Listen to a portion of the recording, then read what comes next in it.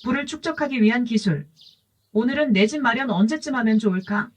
주택시장을 움직이는 변수가 뭔지 알고 내 집 마련 시기를 살펴보는 시간을 갖도록 하겠습니다.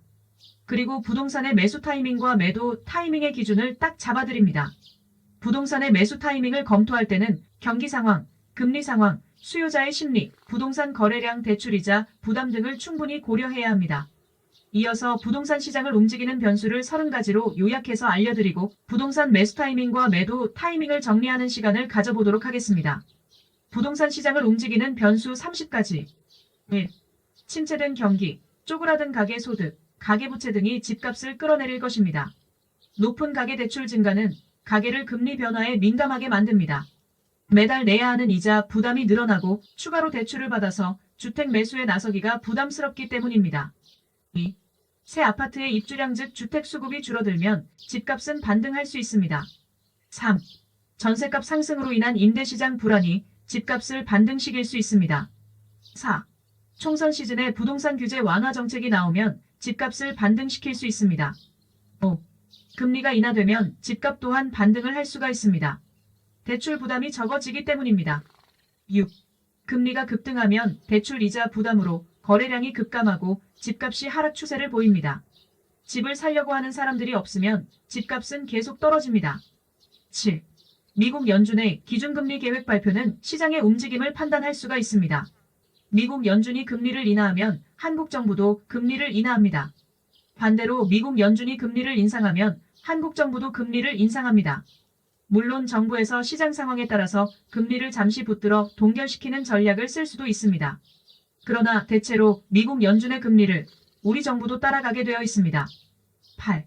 미국 연준이 금리를 인하하면 침체된 주택시장엔 분명히 단비가 될 것입니다. 이자 부담이 줄어 대출을 해서 집을 살려고 할 것입니다. 9. 집값 하락의 원인이 고금리인 만큼 고금리 상황이 해소되면 집값에 긍정적인 작용을 할 것입니다. 10. 지난 정부가 바뀔 때마다 집값 상승과 하락의 주요 원인을 살펴보면 금리와 경기 회복 기대감과 높아진 전세가율, 부동산 규제 완화 정책 등 때문이었습니다. 11. 특히 금리 인하는 경기 회복 기대감과 높은 전세가율과 부동산 규제 완화 정책 등이 상호작용하면서 집값을 반등시켰고 초저금리 시절엔 집값을 폭등시키기도 했습니다. 12. 경기 침체 우려가 심하거나 신도시 입주로 새 아파트 공급이 대량으로 쏟아진다면 금리 인하가 되더라도 집을 사려는 사람들이 나타나지 않습니다. 회사에서 정리해고와 조기 퇴직 권유와 회사의 부도가 일어날 수가 있기 때문에 대출을 해서 빚을 갚을 수가 없을 것 같기 때문에 금리 인하는 무용지물이 될 수 있습니다. 13. 금리보다도 더 강력한 요인이 있으면 금리 효과는 제한적일 수밖에 없습니다. 예를 들면 경기 상황이라든지 아파트 수급 환경이라든지 시장 여건 등이 있을 수 있습니다. 14. 금리 변수보다 경기 여건이 부동산 가격에 더 많은 영향을 미칠 수 있습니다. 15. 만약 다른 요인 즉 경기 요건이 작용하지 않는다고 가정하면 금리와 집값은 반비례하는 게 맞습니다. 즉 금리가 내려가면 집값이 올라가고 금리가 올라가면 집값은 떨어질 것입니다. 16. 금리 인하 시기엔 대출이 쉬워져서 주택 수요가 증가하고 집주인의 대출이자 부담이 줄어들어 매물 공급은 감소할 것입니다. 그리고 집값은 당연히 오를 것입니다. 20. 금리 인상 때에는 대출 부담이 커져서 주택 수요가 감소하고 집주인의 대출이자 부담이 커져서 부동산 매물이 늘어날 것입니다. 그리고 집값은 당연히 떨어지게 될 것입니다. 21. 미국 연준의 금리 인하 계획은 글로벌 통화 긴축 흐름을 바꾸어 놓습니다. 기축통화국인 미국의 달러 금리와 자국의 금리 간격을 유지하려고 할 것입니다. 이유는 투자 흐름에서 소외되지 않으려고 하기 때문입니다. 22. 집값이 오르면 건설사들의 착공이 급증하는 것을 볼 수가 있습니다. 그리고 착공이 급증해서 입주 물량이 늘어나면 집값은 폭락을 면치 못할 것입니다.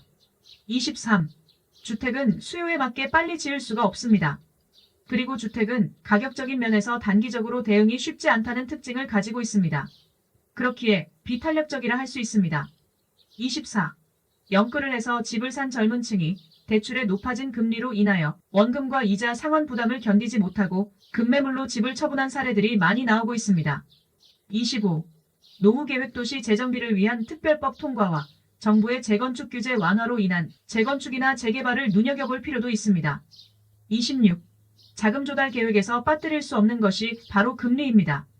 금리가 인상될 경우 자금 조달에 어려움이 생길 수 있기 때문입니다. 27. 금리의 등락은 부동산 매수자들에게 가장 큰 영향을 미치는 요소라고 말할 수 있습니다. 28. 금리 인하와 인플레이션 완화 시점을 파악해야 합니다. 29.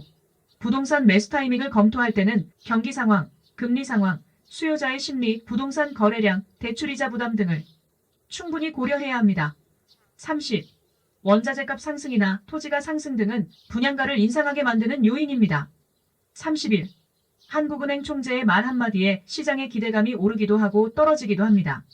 금통위원들의 금리 저울질에 따라 한국은행 총재는 입을 열기 때문입니다. 그래서 언제 집을 사라고요? 매수 타이밍이 언제라고요? 1. 금리 인상 때에는 집값이 떨어지므로 돈만 비축하고 있다면 부자 될 확률이 높습니다. 2. 침체된 경기, 쪼그라든 가계 소득, 가계부채 등이 집값을 끌어내릴 것입니다. 이때가 매수 타이밍입니다. 3. 금리가 급등하면 대출 이자 부담으로 거래량이 급감하고 집값이 하락 추세를 보입니다. 이때가 매수 타이밍입니다. 4.